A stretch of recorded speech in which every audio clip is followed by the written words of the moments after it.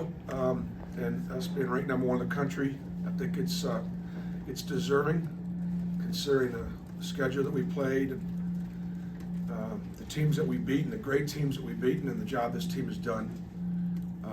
I don't know that we're the best team in the country right now. Probably not right now, because obviously we're not at full strength. Johni won't play tomorrow against Mississippi State, but we're still a really good team, and so we'll prepare without him. It matters to me because making history at Auburn is matters, and representing the SEC, to have another SEC team to be number 1 in the country, and obviously all the teams that are ranked in the top 10, and right now 12 teams projected to be in the NCAA tournament from our league is unprecedented and historical. So proud of our league and proud of our accomplishment. When we were 1 back in 2022, we spent several weeks there, and I did feel like we were the best team in the country then. I did. And I just don't feel that way right now. However, maybe more deserving of the ranking now than ever before because of what these guys have done. Get ready for the best team to play here at home against us, Mississippi State. It's, believe it or not, even with 7 quad 1 wins on our record, not one of them is at home, and so it's which to me makes it even more impressive. But Mississippi State's the best team we've played so far at home by far. Obviously, great guard in Josh Hubbard, and just Matthews has been one of the best players in the league for a long time. And the thing that makes this team different, I think, than last year's team is they're just dynamic offensively. They shoot the 3-ball really well. Chris Jans, I think, has always been recognized as a great defensive coach, and obviously his teams play hard and they play physically and they're tough. They're a greater offensive rebounding team. But this year, this might be one of his best offensive teams. They really shoot it. They run stuff that's hard to guard. And Mississippi State will, they're going to finish up near the top of our league. All right, Vince, you wanted one? Oh, okay. Bill, and then There's 37, I believe it's 37 offensive rebounds your 3 SEC opponents have had. Without Johni, that's got to be a concern. How do you try to, keep them from getting so many second shots? Well, it's good. We've got good overall length, and guards are going to have to rebound down, and we're just going to have to be more physical with our checkouts. Not lead out of the break, tackle 50-50 balls, be more intentional. I don't necessarily think that's anything that we're doing defensively that's creating the offensive rebounds more than just the one-on-one physicality of SEC play. Ferg and then Nathan. Where you talking about the offense for Mississippi State, they're playing a lot faster than they have in the past. What do you think is kind of behind that, and how have they been so successful at cranking up the speed this year compared to what they? Well, just the personnel. It's personnel driven.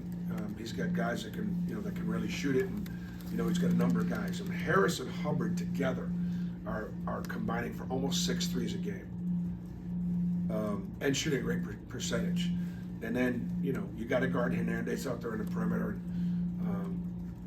The kid from Birmingham that's done a great job. It really improved tremendously. The guy that we looked at before, who plays some center for them, he does a really good job. Keyshawn Murphy, I apologize. Keyshawn Murphy really has gotten better. I think Keyshawn Murphy's a great story. I think in the sense that went to Mississippi State, and we liked him a lot. Knew he was going to be a really good player, but was patient, and has been there now 3 years, and so many times. Kind of reminds you a little like Jalen Williams. Played some early, you saw signs. Now he's a terrific player, getting rewarded for being loyal to Mississippi State. Bruce, do you have a tentative timeline for Johni right now? Don't know. Bruce, you mentioned after the South Carolina game, your guard stepping up and making plays in the second half. Just, I mean, with Johni out, just how much more pressure is it, or responsibility they have to step up and kind of do some of the same stuff they did?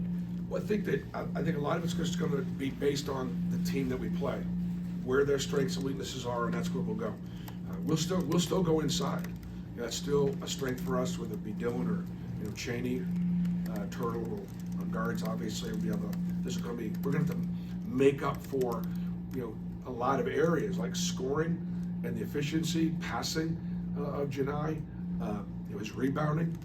I mean, he isn't a player of the year candidate because he's not a stat. He's a stat sheet stuffer, and so much of the way we built our team, particularly on the offensive end, has been around him.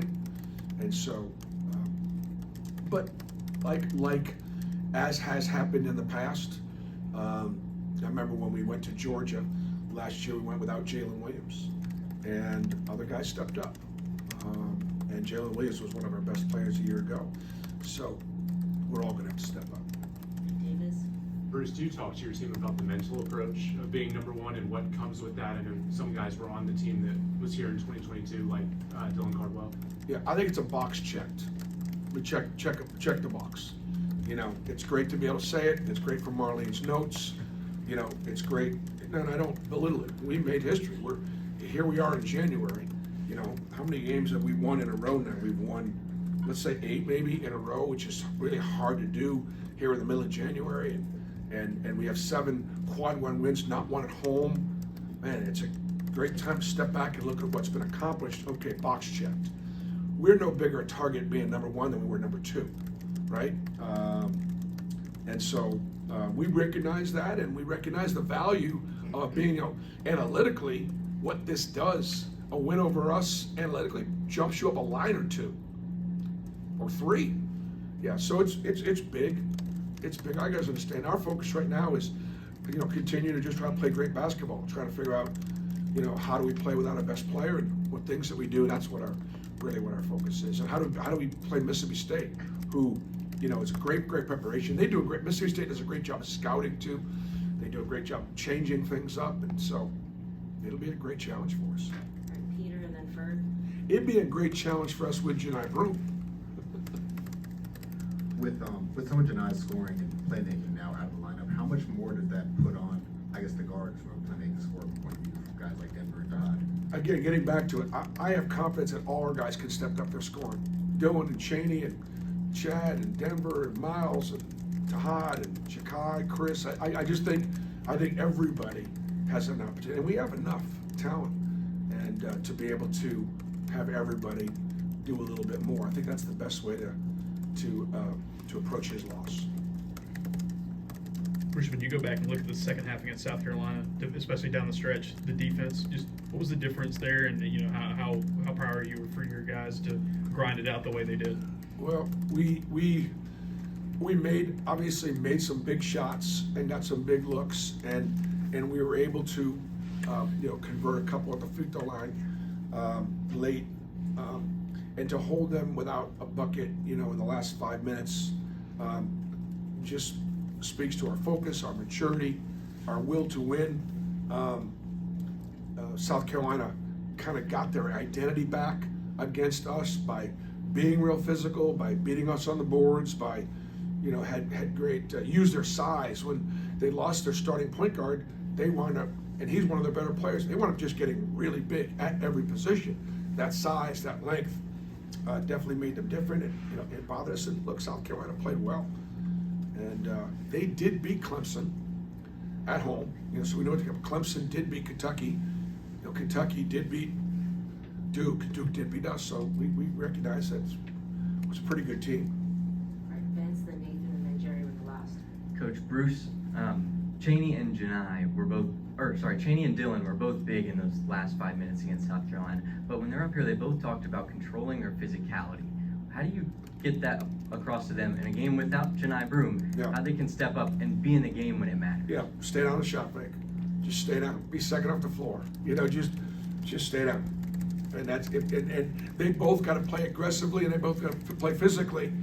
But they both have got to be smart about they can't afford any any unnecessary fouls. First, you mentioned it a little bit, but you know, the physicality of this Mississippi State team the last couple years, I mean, really the last several years against you guys, what is it about them? I know you said they play a little faster this year, but historically under Jansen previously, what do they do that makes them such a tough out in the paint? I mean, like Matthews, like every time he drives the ball to get a foul. Every time. And he'll put his head down and he'll go. And there's a way to guard him without fouling him. And that's just what we have to do as they seek contact. The defense is entitled to its dancing space. Like, this is my space, this is your space. Little dirty dancing analogy there. Coach, looking at the team rebounding numbers, you know, how do you emphasize to the guys in practice, you know, ahead of the next couple games coming up, you know, to better in that category? Yep. Everybody's got to, permanent checkouts. Guys got to put bodies on bodies. Got to stay in the possession. You can't lead out in the fast break. And look, there are also times when you're doing all those things, and they physically make plays. I mean, you talk about some big, strong guys. You're gonna do all that I just said, and they still can move you out and still go get a rebound. So, it's just part of the challenge. Great, thanks, Coach. Thanks, Okay, Coach. thanks, guys.